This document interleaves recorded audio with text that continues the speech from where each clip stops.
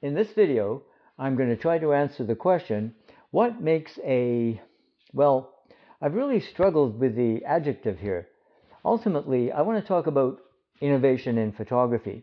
So let's try to be specific as to what kind of photograph we're talking about.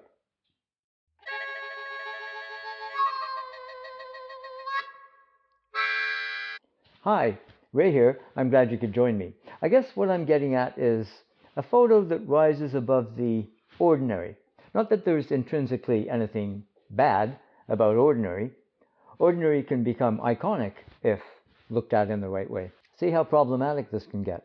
I don't want to use the term great, it's a cliched term, or superb, that's hackneyed as well. I thought about successful, but that seems to come with baggage as well.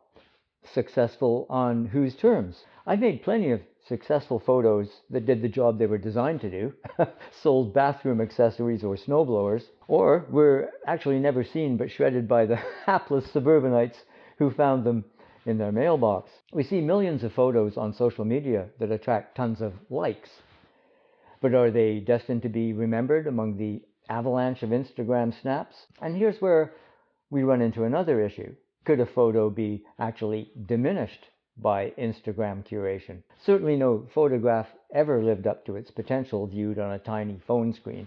And now they've turned Instagram into an attention span challenged version of TikTok, so who cares? Perhaps the word good is good enough. What makes a good photograph?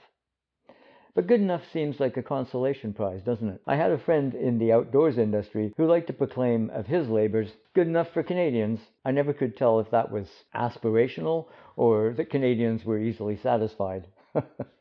My English working class family were hard taskmasters. If you're not going to give it your best, they'd say, don't bother starting the job. I once met a fastidious Japanese cyclist at a campsite in northern British Columbia. I was cycling south from the Yukon and he was heading north. I received a postcard from him after I got home. He'd made it to the Arctic Circle without getting eaten by a grizzly. He'd taken my advice not to cook beef teriyaki in his tent. Anyway, his postcard was signed, I try do my best, Takuji. It's not to say that a photo can't be utilitarian and succeed in its own way, the photographic equivalent of, I don't know, a nail in a tool shed to hang a fork. I use my phone to photograph all kinds of things, like the price tags at the hardware store for future reference. Are they creative or found art? Anyway, don't steal that idea. But this video isn't about the art of photography. Look for that in another episode. It's not even about what we might call iconic photos, the kind of photos that might change the world. I just want to inquire into the quality, if you will, of a photo that rises above the banal into something worthy of perhaps, well, these days, printing. Because I think printing is, today, more important than ever. It seems to be endangered. And I've discovered that a photo printed, matted, framed, is often elevated by that process. Excellent is an excellent word, but it reminds me too much of those earnest self-improvement courses. Superb, outstanding, high quality, exceptional, marvelous, wonderful, sublime. Okay, enough from the thesaurus. Obviously, you can tell from the title that I've settled on creative, burdened as that word is from overuse. I don't think to be creative a photo needs to define an era or a culture or capture. I hate that word in relation to photography. No one really captures anything with a camera. All photos, by the nature of photography, record the disposition of the photographer as hard as the person behind the lens might try to document it in a dispassionate way. A Walker Evans photograph is not purely documentary by any measure. Evans' humanity and his political views are on full display. And as I intimated, the viewer brings their personal worldview to bear. Have you ever seen a photo posted on a Facebook group with no defining written title that gets attacked? Not for any technical consideration, but because some people reacted from their own biases. Maybe the photo is of a politician that they don't like, or it offended their puritanical sensibilities. I imagine if Facebook had been around in the 30s, Walker Evans photos would have faced the same kind of thing. But how can you measure the success of a photograph. Not by social media likes, that's for sure. How important are your photographs? Again, important is a problematic word, but are they important to you? That's enough, isn't it? Do they archive your memories, milestones in your life, your kids' birthdays, achievements, and so on? They may bring a smile or a tear. These are the inherent wonders of the photographic image. Nothing more really is needed. Beyond that, we can work on improving our attention, awe, admiration, fascination, curiosity with nature, the marvel of life, the miracles and wonders, as Paul Simon said, even though they took our Kodachrome away. The phenomenon of space, sights of the city, the beauty and grace of animals and humans, as well as tragedy and sorrow. Photography can help us grapple with those too. But you should look through your camera with intention and give photos your full attention. That's the best advice I can give.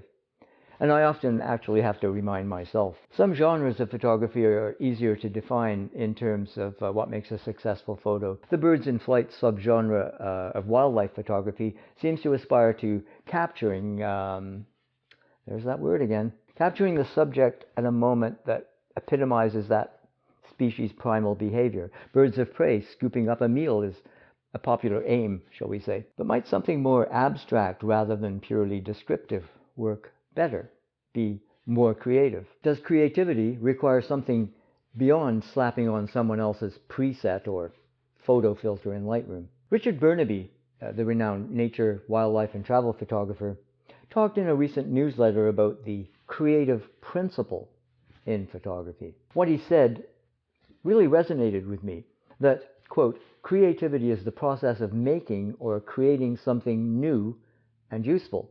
And he stressed that, quote, in order for a photograph to be creative, it must involve a scene, technique, or composition that's new and unique, never been done before. Intention, purpose is critical to any creative endeavor.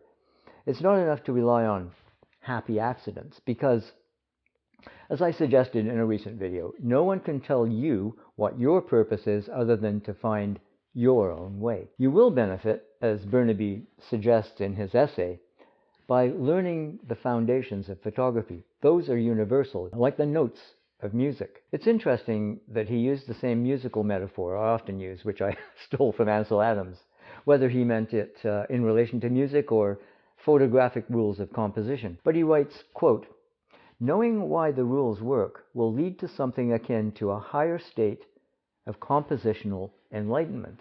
Once you've arrived at this state, you can break the rules. You can even create your own. He used a quote that's often attributed to Picasso.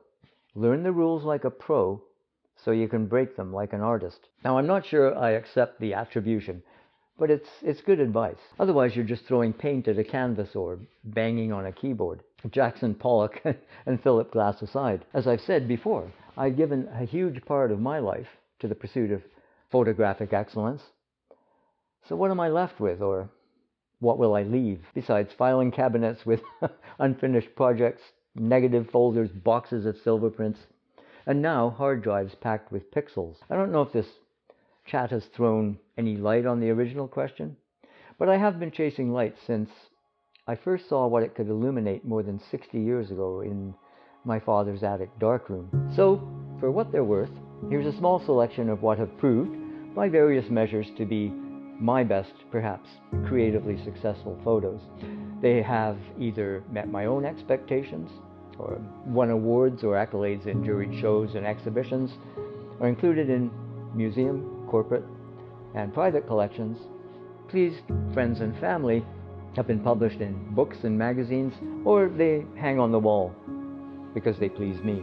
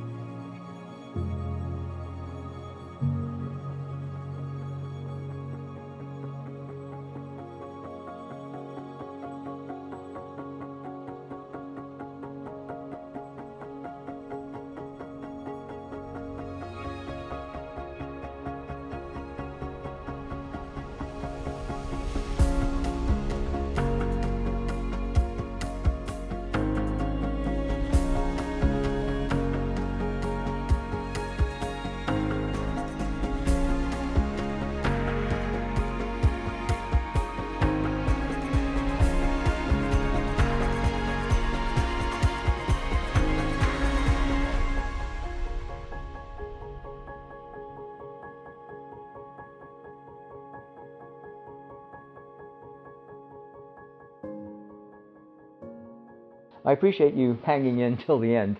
If you want to find out how I happen to photograph a Hollywood legend, check out this video. And if you found this one interesting, please give it the old thumbs up. If this is your first time here, please consider subscribing to my channel. In the meantime, take care of yourself. Cheers, and we'll see you later.